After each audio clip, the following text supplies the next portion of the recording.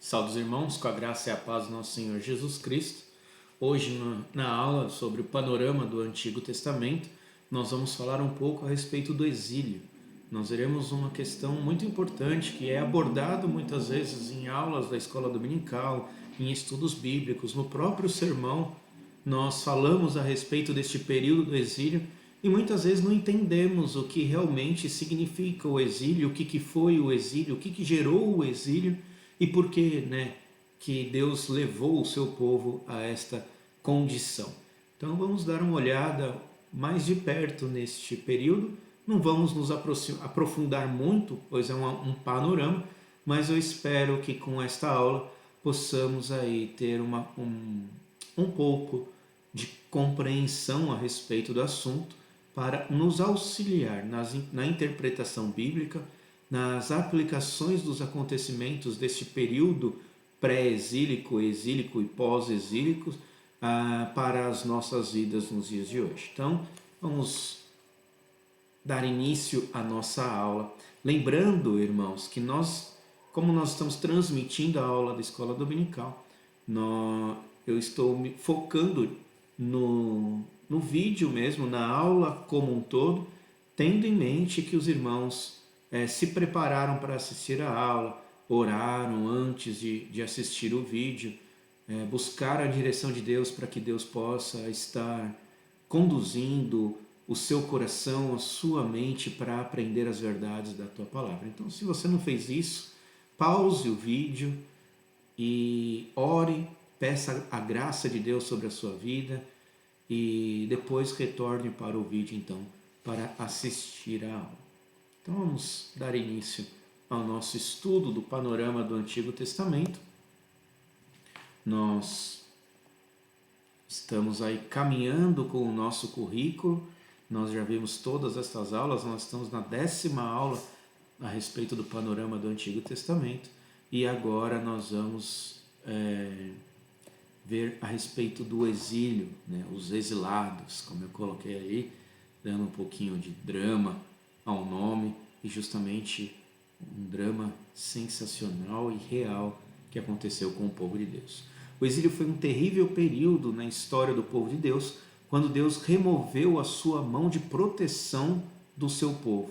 Os poderosos impérios do Oriente Próximo atacaram a terra e o povo de Judá até a completa destruição, que chegou em torno de 586 a.C.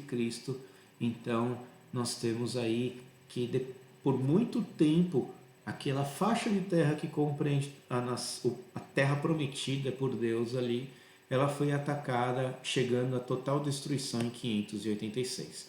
Nos anos antes do exílio, múltiplas reformas e períodos de renovo espiritual ocorreram em Judá, seguidos por apostasia e colapso espiritual. É normal nós observarmos na história de Israel, o povo de Deus tem seus períodos de alta espiritual, período de baixa espiritual. Nós vimos isso na vida de Davi. Davi sempre um homem ali na presença do Senhor, mas ele passou por um período de queda na sua espiritualidade também, um momento em que ele pecou contra Deus. E isso é muito importante para o estudo que nós estamos fazendo, porque é isso que nós temos que observar. Todas as vezes em que há um esfriamento espiritual, há uma degeneração moral do povo de Deus. E nós podemos observar isso na nossa própria vida como indivíduos. Então nós passamos por períodos muito próximos de Deus, um momento em que nós buscamos Deus, nos arrependemos dos nossos pecados, vivemos uma vida espiritual assim, exemplar, e de repente isso vai esfriando, nós deixamos de vigiar, a coisa vai esfriando cada vez mais e toda vez que esfria, nós sofremos então uma degeneração moral no nosso comportamento e na nossa moralidade. É comum isso acontecer com o indivíduo e Deus pesa a sua mão justamente nesse momento para que nós voltemos para o Senhor, nos arrependamos então dos nossos pecados e voltemos ao Senhor. Isso é importante observar. Deus faz isso, então vê que você está saindo do caminho, Ele te avisa, te exorta, você continua saindo, Deus vem, pune, pesa a sua mão, Não porque você não é mais um filho de Deus, mas porque Ele quer te atrair novamente para Ele, mostrando que o caminho que você está seguindo é um caminho que não deveria estar seguindo e que você então deve se arrepender e voltar para os caminhos do Senhor. E é o que está acontecendo aqui com Israel. Profeta após profeta vieram ao povo advertindo da destruição vindoura, mas não existia arrependimento consistente em Judá. E por isso então Deus os leva para o exílio.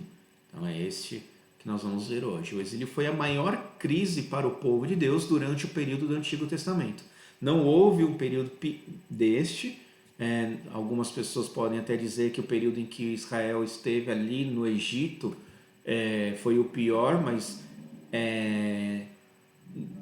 naquele momento o Egito servia como um lugar que Deus cuidou de Deus, e Deus levanta um faraó também, porque não era para eles ficarem no Egito, era para eles irem para a terra prometida.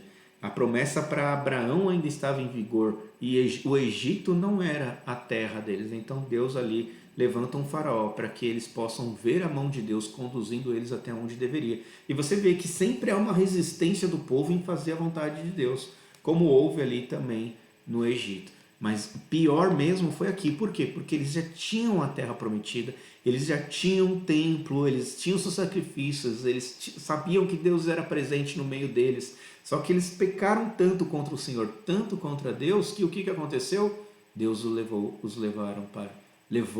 todo o seu povo para o Egito. Então, o exílio foi a pior crise, para o Egito não, para o exílio.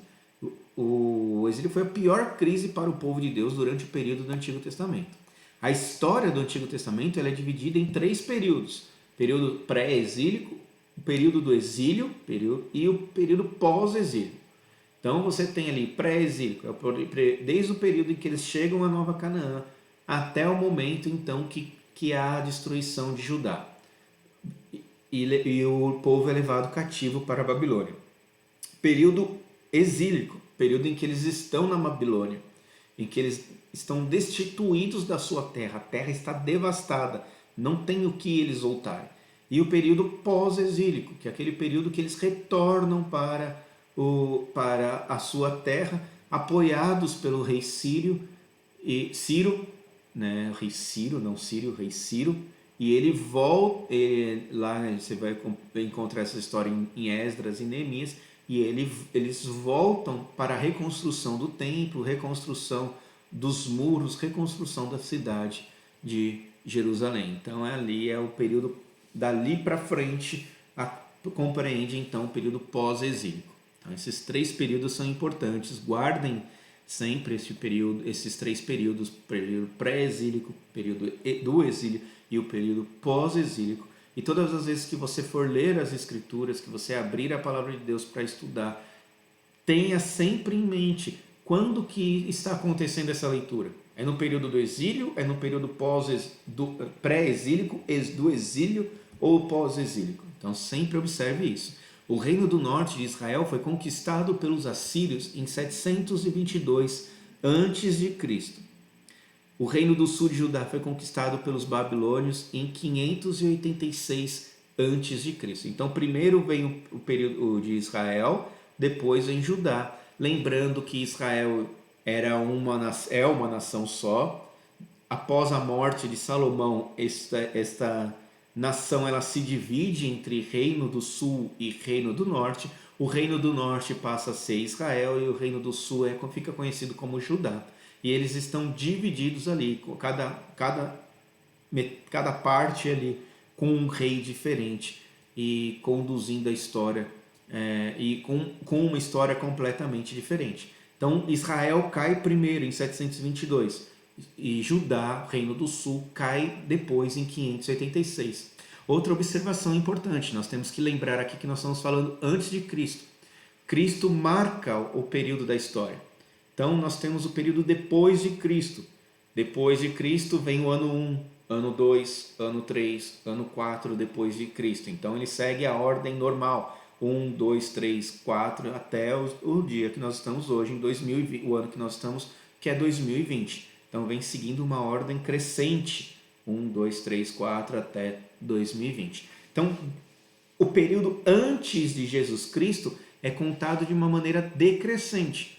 Então você tem aqui 1 ano antes de Cristo, 2 anos antes de Cristo, 3 anos antes de Cristo, 4 anos antes de Cristo. Então quando eu falo aqui que o Reino do Sul, o Reino de Israel foi em 722, ele está acontecendo aqui. Aí vem 721, 720, vai se aproximando do período de Cristo, né? Então, 721, 720, 719, 718, então em 586 o que acontece? Cai Judá. Veja, um bom tempo depois aí de Israel cair, Judá então caiu também. Os anos entre 722 e 586 a.C. foram anos de grande crise na Palestina. A Palestina era de grande importância geopolítica no mundo antigo. Localizada no limite do mar Mediterrâneo e o Crescente Fértil, a Palestina era como uma terra-ponte entre os 3 continentes da Ásia, África e Europa. Israel e Judá ficaram no meio das grandes campanhas entre os impérios dos sírios, assírios, egípcios, babilônios e persas. Então olha que interessante aí, temos um mapa aí que eu tentei, espero que vocês consigam enxergar. Eu vou procurar fazer um desenho aqui, vou tentar fazer um desenho aqui para que vocês possam compreender. Então, ó, isso aqui é Israel, certo? Tudo isso daqui é Israel. Aqui nós temos uma divisão, onde fica Israel aqui e aqui fica Judá. Então, nós temos a divisão do reino aqui. Esse pedaço de terra aqui, ó, olha, é Israel. Deste lado, nós temos o quê? O deserto. Aqui é um deserto. Aqui nós temos o mar Mediterrâneo. Aqui embaixo nós temos o Egito. Isso daqui para cima, que assim é o que nós conhecemos, que é conhecido como sendo o Crescente Fértil. Este Crescente Fértil é uma área de verde, uma área de grande cultivo, uma área rica, e por isso é uma área muito importante para o povo daquela época, para a Palestina e os demais povos.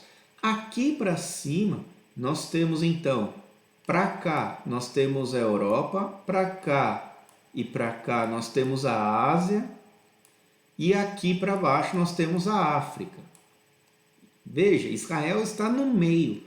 Todo o comércio que vem desses 3 continentes passam por quem? Pelo meio de Israel. Então essa área aqui era importantíssima para a Palestina. Então, por isso que ela passa a ser alvo desse período todo, de 722 a 580, até mesmo o período posterior. Ela é uma área muito disputada justamente por grandes nações, justamente pelo seu valor comercial, pois toda a área, todo o transporte era feito por aqui.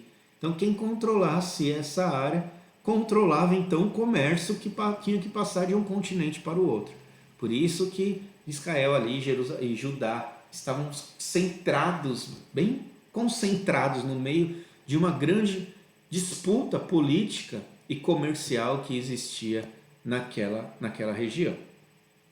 O colapso do Reino do Norte de Israel deixou Judá sem uma zona tampão contra as incursões dos assírios. Então, quando Israel cai aqui, quando Israel aqui é destruído, os povos que vêm daqui de cima, os assírios e a Babilônia, quando eles vêm para cá, o que acontece? Eles encontram livre acesso até Judá. Judá é uma região montanhosa que está aqui, que ela era garantida justamente por quem? Pela presença de um povo antes. Para que eles chegassem até Judá, os povos daqui de cima, eles tinham que fazer o quê? Eles tinham que destruir Israel primeiro. E ainda tinha os sírios, que estão aqui para cima, nesse pedaço aqui de cima. Então os sírios, quando se encontram, quando eles também estão aqui, então precisam ser, os sírios precisam ser destruídos.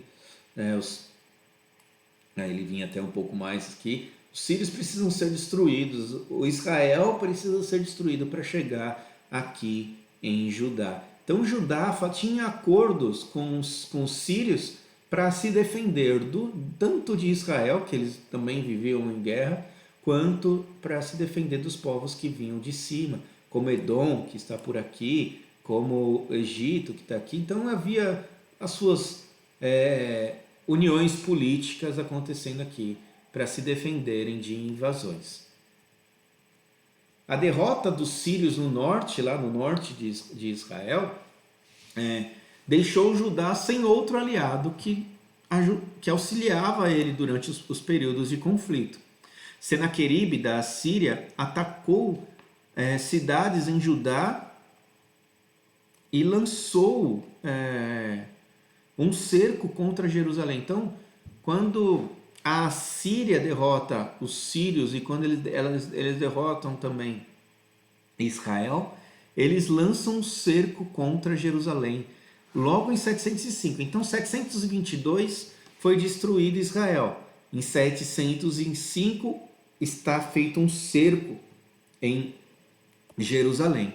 Deus interviu pelo seu povo em resposta ao seu arrependimento e preveniu a queda de Jerusalém aos assírios. Então, Deus interrompe ali aquele cerco e Deus se levanta contra os assírios, trazendo derrota para este povo e livrando Jerusalém deste terrível cerco, que foi um período muito ruim também para Judá, mas que Deus os livrou deste mal, com uma história lindíssima que vocês podem acompanhar, lembrando que nós estamos fazendo um panorama, né, sobre a história. Múltiplas reformas e períodos de renovo espiritual ocorreram durante esses anos em Judá, seguidos por colapso espiritual e apostasia. Então, quando Judá viu que Israel caiu, que os assírios chegaram, o rei se arrepende, o rei faz uma reforma espiritual ali, destrói os altos, se arrependem, oram, buscam o Senhor, se humilham diante do Senhor, e o Senhor faz um milagre tremendo ali, livrando o povo desse cerco terrível que foi o cerco dos assírios e a afronta com que eles se achegaram aos muros de Jerusalém. Então, essas múltiplas reformas aconteceram em Judá, seguidos por colapso espiritual e apostasia. Ezequias, né, foi o rei do período do cerco, conduziu uma reforma espiritual, mas também formou uma aliança com o rei da Babilônia por proteção militar. Vai vendo o que já está acontecendo ali.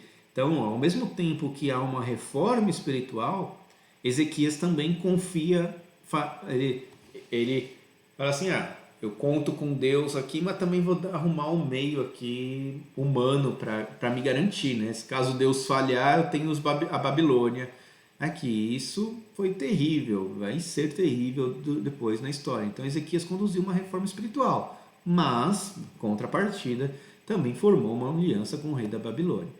Os profetas condenavam alianças com nações estrangeiras, porque a confiança não estava em Deus para livrar seu povo.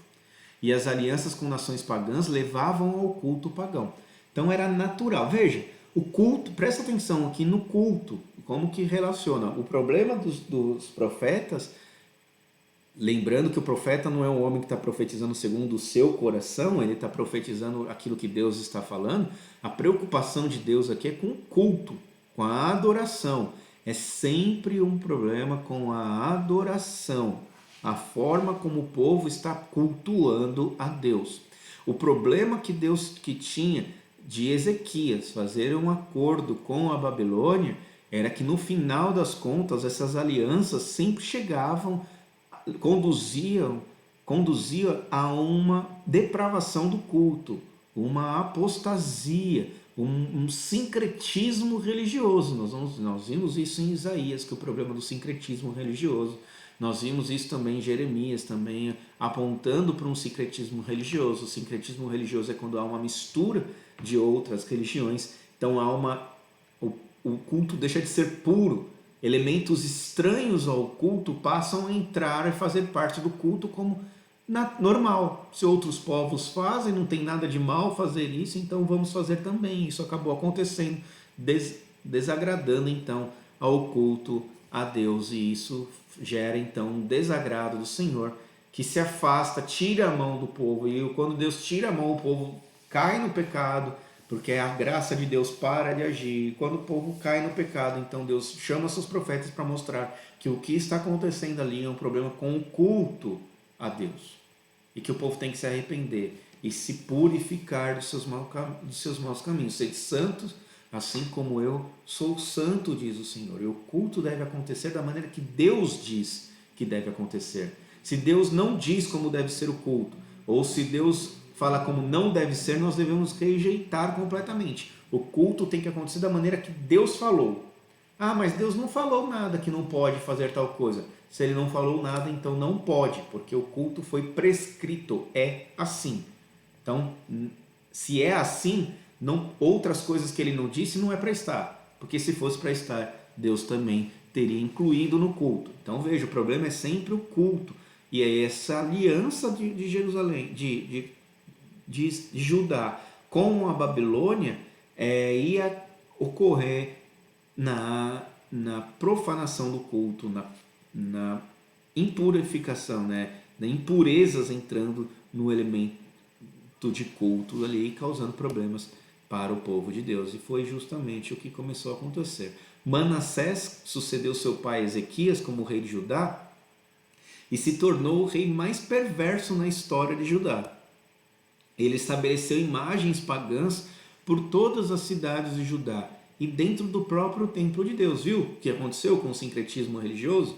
Viu o que acontece quando há uma aliança com o estranho? E isso é importante para nós. Às vezes a gente está falando aqui que não é para o povo de Deus entrar em aliança com aqueles que não são de Deus. E as pessoas acham que é um exagero. Mas a história mostra isso. E vocês vão perceber, se vocês entrarem com aliança com aqueles que não estão com Deus, de que fatalmente você vai ser levado para distante de Deus. Isso, você vai começar a questionar aquilo que Deus diz, você vai começar a questionar as escrituras, você vai começar a questionar o culto. Ah, mas por que o culto não pode ser de tal jeito? Por que o culto tem que ser assim? Por que isso está acontecendo? Há uma aliança com as coisas deste mundo. E as coisas deste mundo não são santificadas para o Senhor. Então, quando você se agrada com as coisas desse mundo, você quer trazer isso para o convívio do culto. Aí vem o pastor e fala para você, não, mas não é para ser assim, não é assim que deve ser feito. Você fala, mas por quê? Não há nada de mal. Não pode ser que não há nada de mal na forma como o mundo conduz. Mas o culto deve acontecer da maneira que Deus estipulou que deve acontecer. Então, Manassés, o que ele fez? A partir do momento que Ezequias se alia com a Babilônia, Manassés então olha para o seu pai se aliando com a Babilônia, e ele começa a olhar a forma como os babilônios conduzem seus cultos, o seu país, né? E ele acha interessante, quando ele assume o que ele faz, ele começa a implantar isso. Então vira imagens pagãs, vem até dentro do próprio templo. Ele misturou, por quê? Ele quis fazer um panteão de deuses ali. Isso seria melhor do que ter um único Deus. E o que aconteceu? Manassés foi um rei terrível, foi um rei perverso, né? O rei mais perverso na história de Judá. O bom é que quando nós lemos a história lá, nós podemos ler Crônicas, leia o livro de Crônicas, lê Segunda Reis, para que vocês possam ver isso que eu estou falando aqui hoje, né, acontecendo. É lá nesses dois livros, Segunda Reis e os livros de Crônicas, que vocês vão ver isso acontecendo. Manassés foi trazido ao arrependimento na sua velhice.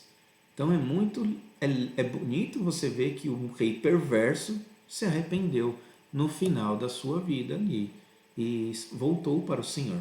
E Amon sucedeu seu pai Manassés como rei de Judá e perpetuou os pecados do seu pai até o seu assassinato. Então assim, ele viu, né, ele não olhou para o arrependimento do pai. Ele olhou para as coisas que o pai estava fazendo e ele achava que o arrependimento talvez ali fosse uma fraqueza, né? Sempre o caminho de Deus é visto pelos homens deste mundo como um caminho de fraqueza. Então ele resolveu caminhar pelos caminhos que o pai estava seguindo, que era o caminho que ele tinha observado dos babilônios. E aí o que acontece? Ele perpetuou os pecados do seu pai até o seu assassinato.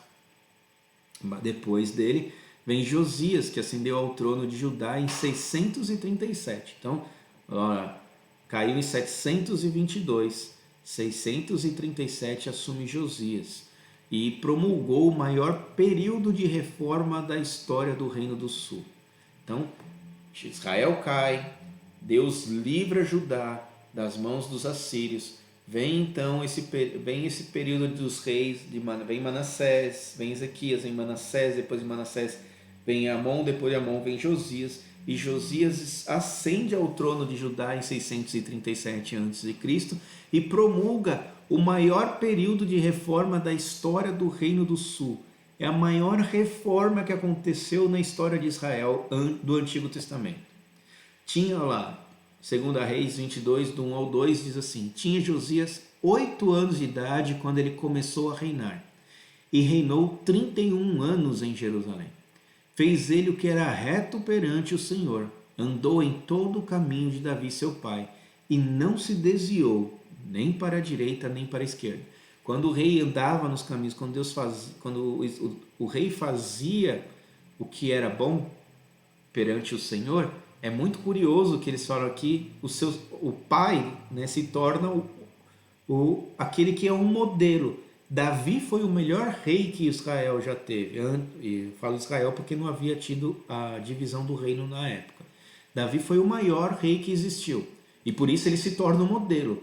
Josias então faz uma grande reforma e conserta tudo que estava de errado durante seu reino. Ele manda destruir os altos, ele manda arrumar o templo, ele manda procurar as coisas lá, fazer uma reforma no templo, uma reforma espiritual na cidade, chama todo o povo, ele transforma tudo ali, trazendo o povo então na presença do Senhor.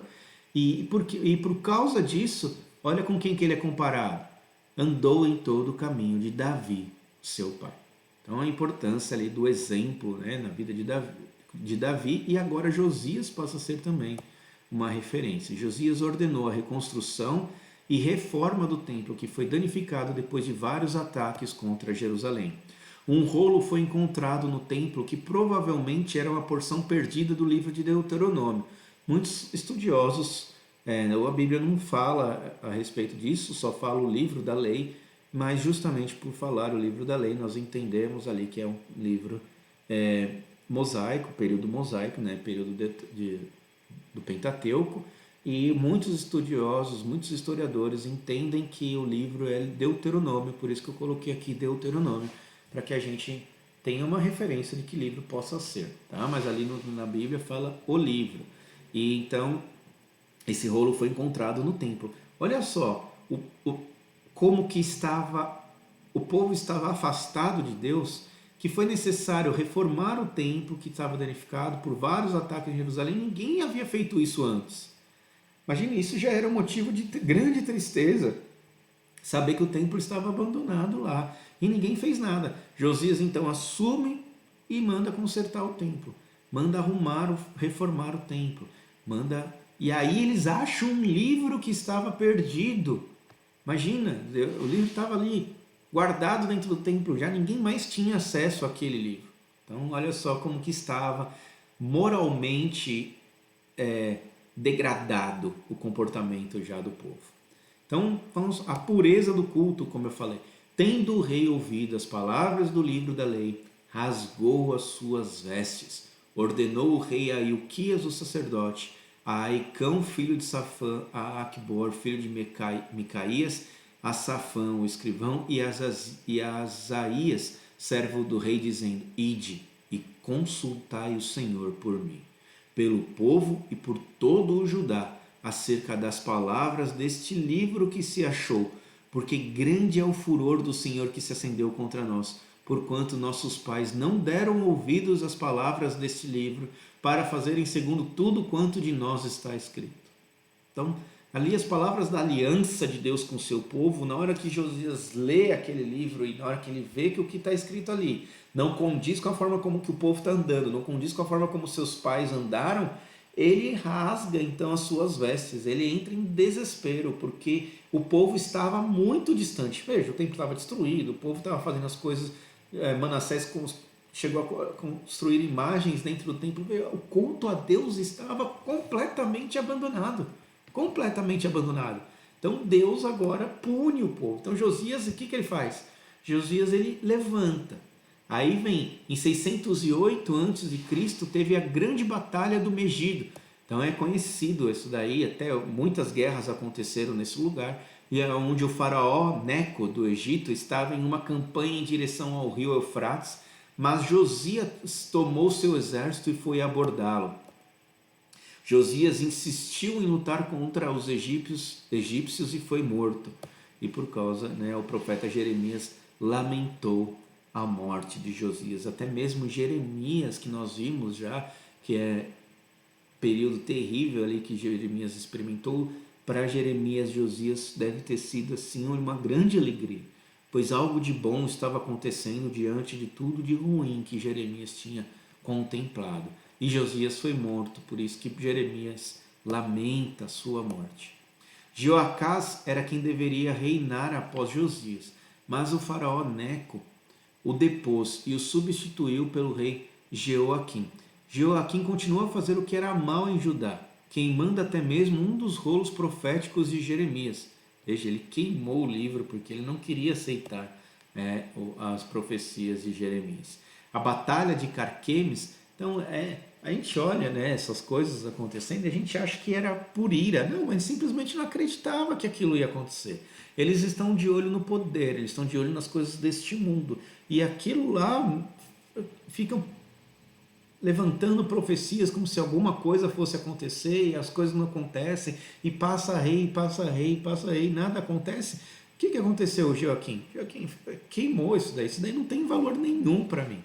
Então a batalha de Carquemes e por isso que ele queimou o rolo, Aí agora nós vamos para uma outra batalha, a batalha de Carquemes, que aconteceu em 605 a.C., entre babilônios e egípcios. Nabucodonosor deportou parte da população de Judá de sua vitória na área. Então, a primeira parte aqui que foi levado para o cativeiro já foi nesta batalha de Carquemes em 605, quando então Nabucodonosor já leva uma parte da população para as suas terras. Daniel e seus amigos, que nós vamos estudar mais para frente, provavelmente fizeram parte dessa deportação. Então foi dessa primeira leva que Nabucodonosor conduziu a Babilônia que Daniel deve ter sido levado. O rei Jeconias de Judá foi deportado para a Babilônia em 597 a.C., junto com os nobres artesãos e a elite de Judá.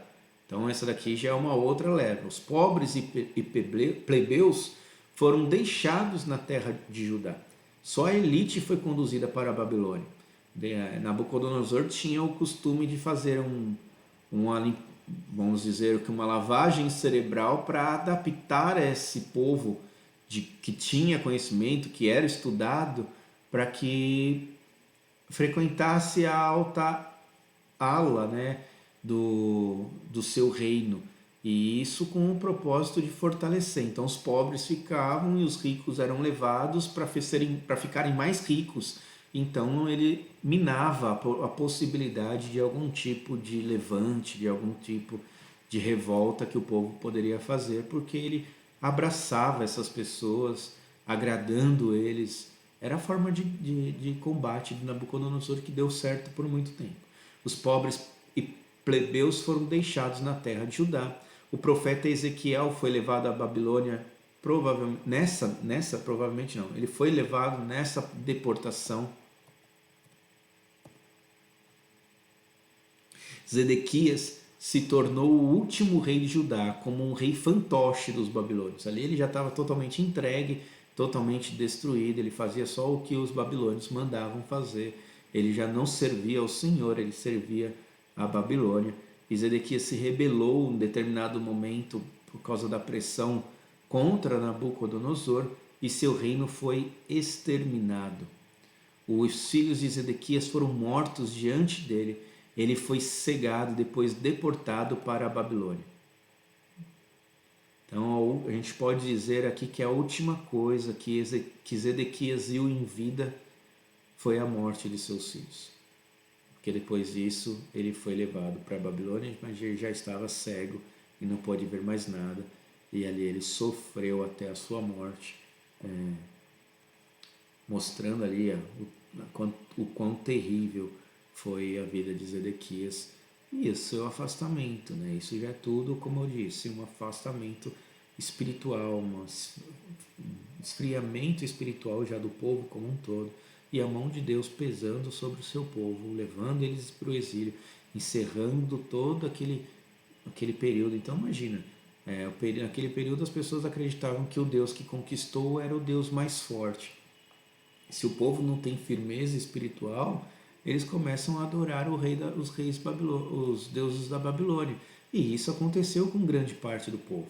Então eles ficam divididos. Eles tinham lá, Isaías vai profetizar de que o povo de Deus tinham altares dentro das suas casas ao Deus Fortuna, né, a deusa da fortuna, e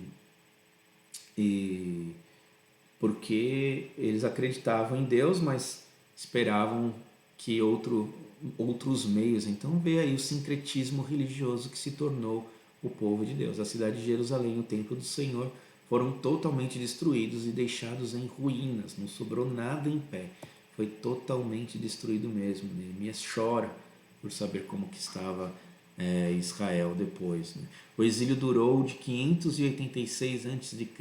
a 536 a.C. Os 50 anos do exílio. O povo foi levado de sua terra e viveu cativo na Babilônia.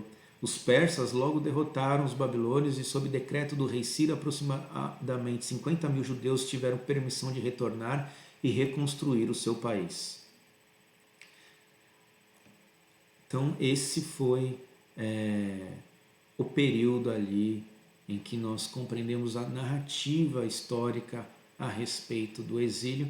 Nós vamos ver outros profetas aqui já no período do exílio também, nós vamos ver como que foi esse retorno, mas é importante observarmos como há uma deteriorização, uma degradação espiritual do culto que levou Deus a retirar a sua mão de cima, protetora de cima do povo, e deixar que eles sofram as consequências dos seus próprios pecados, para que eles possam ser levados para os exílios, disciplinados e então retornarem mais arrependidos, mais presentes diante do Senhor.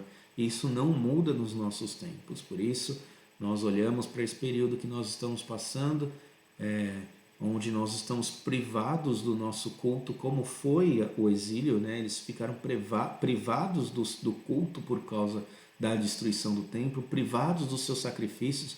Nós estamos privados dos nossos sacramentos, não podemos fazer batismo, não podemos fazer a participação da Santa Ceia. Por quê? Porque Deus está punindo a igreja. Como que tem sido o seu culto? Como está a sua fé? Será que você não está havendo o sincretismo religioso na sua vida? Ao olharmos para as igrejas que nos cercam, será que eles estão apresentando um culto da maneira que Deus solicita que o culto seja, ou eles estão acrescentando ao culto maneiras de agradar o homem para poder atraí-lo? O que deve atrair o homem ao culto é a presença de Deus somente. Se não for a presença de Deus a atrair o culto, não é louvores, não é teatro, não é louvores no sentido de cânticos, né? Não é música, não é teatro, não são apresentações circenses que vai fazer com que o povo se aproxime de Deus. Eles estão se aproximando por causa da música, eles estão se aproximando por causa do circo, eles estão se aproximando por causa do teatro e não estão se aproximando por causa de Deus. Então, O culto é uma aproximação, o desejo do povo de estar na presença de Deus, e isso deve bastar. A palavra de Deus, ela tem que ser o centro do culto, o principal objetivo do culto. Se não for isso, o culto já possui muito sincretismo religioso.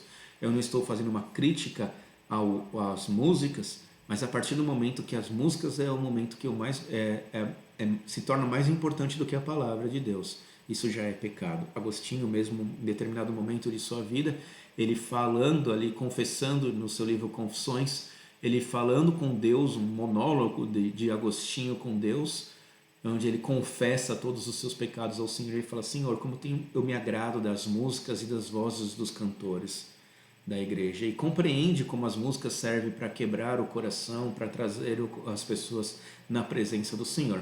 Mas no momento em que ele se deleitou mais com a voz dos cantores do que com a palavra de Deus, ele reconhece que ele pecou. Então, isso, irmãos, é um coração quebrantado diante do Senhor. Em vez de se quebrantar diante do Senhor por causa do hino, a palavra de Deus deve quebrantar o nosso coração. Então, vimos hoje como Deus provou o seu povo, permitindo que ele passasse pela pior de todas as provas na antiga aliança. E nós estamos passando nesse período. Ainda que antes do exílio o povo de Deus tenha experimentado alguns momentos de devoção, não era assim na maior parte do tempo. Não nos enganemos. Deus, que a tudo administra a partir de sua infinita sabedoria, permite que a aflição venha sobre o seu povo para cumprir seus santos propósitos na vida daqueles a quem ele ama. É como um pai que disciplina seus filhos, não porque não os quer bem, mas porque os ama. Guarde isso, irmãos. Leve isso no seu coração. Esse período em que estamos passando, afastado da igreja, afastado dos abraços dos irmãos, afastado da santa ceia do Senhor, é um período, irmãos, em que Deus disciplina a sua igreja, para que nós possamos voltar com mais amor na sua presença. Este é o nosso estudo de hoje. Espero que vocês tenham aproveitado bastante o estudo, que Deus abençoe grandemente as suas vidas e até a próxima aula, se Deus assim permitir.